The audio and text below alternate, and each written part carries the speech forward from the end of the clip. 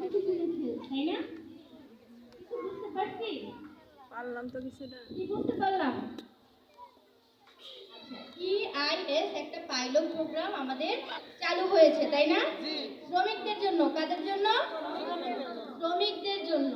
কিন্তু আমরা যারা গার্মেন্টসে কাজ করি, পোশাক শিল্পে কাজ করি, তাদের জন্য আমাদের EIS পাইলট প্রোগ্রামটি চালু হয়েছে।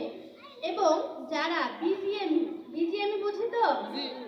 বিপিএমইর আওতাভুক্ত যেই কারখানাগুলো আছে, পোশাক শিল্পগুলো আছে, সেই পোশাক শিল্পের শ্রমিকরাই কিন্তু আমাদের এই EIS পাইলট প্রকল্পের যেই সুবিধাগুলো আছে, যেই ইয়েগুলো আছে, সেগুলো সম্পর্কে তারা জানবে এবং এইগুলো তারাই ভোগ করতে পারবে, তাই না?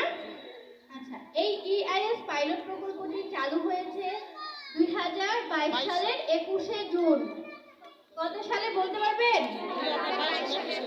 হ্যাঁ, আমার এই কথার মাঝে কিন্তু আপনাদের কুইজ থাকবে, তো আপনারা মনোযোগ সহকারে শুনবেন, ঠিক আছে?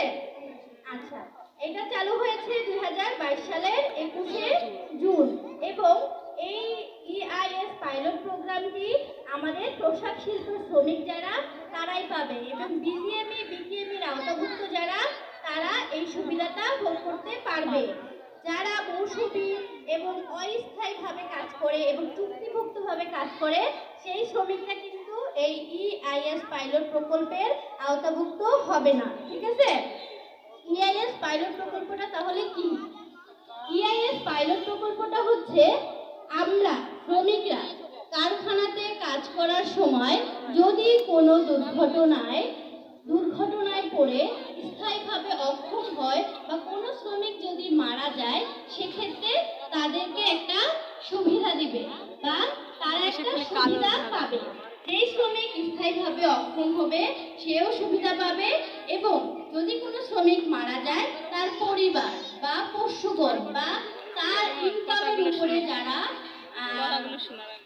নির্ভরশীল, তারাই হচ্ছে এই সুবিধাটা পাবে। বুঝতে পারছি?